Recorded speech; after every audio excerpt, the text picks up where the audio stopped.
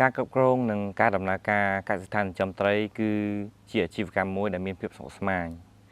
ហើយដើម្បីទទួលបានប្រាក់ចំណេញខ្ពស់យើងត្រូវមានសមត្ថភាពក្នុងការប្រមូលផលនិងដឹកជញ្ជូនកូនត្រីឲ្យមានសុវត្ថិភាពខ្ញុំបាទឈ្មោះសំវាសនាដាវីតជាបុគ្គលិកបច្ចេកទេសផ្នែកវារីវប្បកម្មនៃគម្រោងអភិវឌ្ឍវារីវប្បកម្មដើម្បីនិរន្តរភាពពាណិជ្ជកម្មនៅកម្ពុជាគោលបំណងនៃវីដេអូនេះគឺដើម្បីឲ្យអ្នកទាំងអស់គ្នាស្វែងយល់អំពី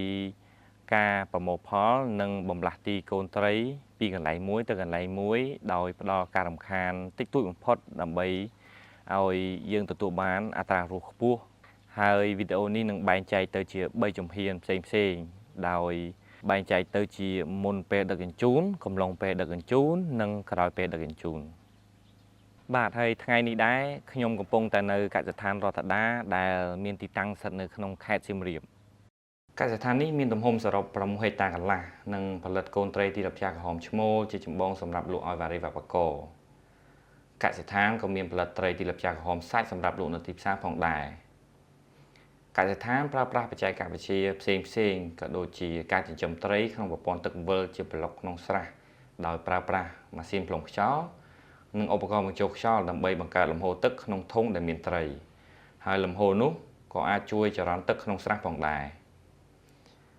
កសិដ្ឋានក៏មានស្រះជាច្រើនដែលប្រើប្រាស់បែហៅថាហាប៉ាដើម្បីចិញ្ចឹមត្រីដែលងាយស្រួលក្នុងការជ្រើសរើសត្រីតាមទំហំដើម្បីលក់ទៅកាន់ទីផ្សារនិងអតិថិជនផ្សេងៗ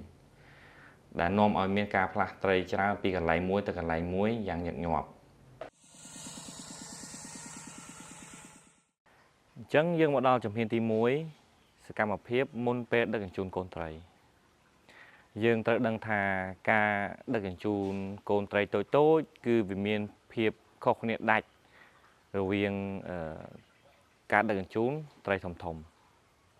ហើយកូនត្រីទូចៗនោះគឺវាងាយទទួលរងនៅផលប៉ះពាល់ឬមួយការដាច់រលាត់ស្បែកនៅពេលដែលយើងបំលាស់ទីវាឬលើកដាក់វាដូច្នេះហើយយើងត្រូវមានភាពទន់ភ្លន់ឬមួយក៏ដៃស្រាលនៅពេលដែលយើងប៉ះពាល់ត្រីទាំងនោះដូច្នេះហើយមុនពេលដែលយើងប៉ះពាល់ត្រីយើងត្រូវធានាថាត្រីរបស់យើងមានសកម្មភាពល្អហើយមិនមានសញ្ញាដែលបង្កឡើងដោយជំងឺផ្សេងៗនោះទេត្រីគួរតែមានសកម្មភាពហែរស់រវើកយើងគួរធ្វើតេស្តទឹកនៅក្នុងស្រះជាមុនសិនជាពិសេសសីតុណ្ហភាពកម្រិតអុកស៊ីហ្សែននិងកម្រិតអាម៉ូញ៉ាសរុបហើយ pH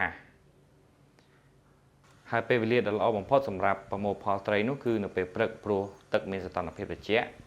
ប៉ុន្តែត្រូវប្រាកដថាមានអុកស៊ីហ្សែនគ្រប់គ្រាន់ដូច្នេះត្រីមិនសូវមានផលរំខានបន្ទាប់ពីយើងត្រួតពិនិត្យឃើញថាត្រីស្ថិតក្នុងស្ថានភាពល្អហើយរួចរាល់សម្រាប់ប្រមូលផលហើយយើងត្រូវរៀបចំឧបករណ៍និងបុគ្គលិកដើម្បីឲ្យដំណើរការប្រមូលផលត្រីរលូននិងមានប្រសិទ្ធភាពសំណាញ់សម្រាប់ប្រមូលផលកូនត្រីត្រូវមានសភាពទន់និងទំហំសមល្មមហើយមិនធ្លុះធ្លាយឬប្រហោងប្រសិនបើមានយើងត្រូវធ្វើការដេរឲ្យជិតដើម្បីកុំឲ្យត្រីរួចចេញពីសំណាញ់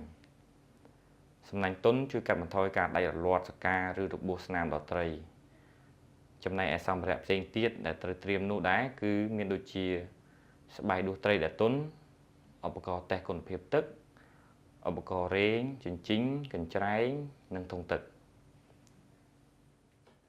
ផ្ទៃនៃឧបករណ៍រែងទាំងអស់ត្រូវរលោងដើម្បីធានាថាត្រីមិនមានរបួសនៅពេលដែលវាឆ្លងកាត់របារែងយើងត្រូវដឹងពីចំណុចលម្អិតទាំងអស់នេះព្រោះវាមានសារៈសំខាន់ពិសេសនៅពេលដែលយើងធ្វើការជាមួយត្រីតូចៗនៅវីដេអូបន្ទាប់ខ្ញុំនឹងបង្ហាញអ្នកអំពីរបៀបប្រមូលនិងរែងកូនត្រី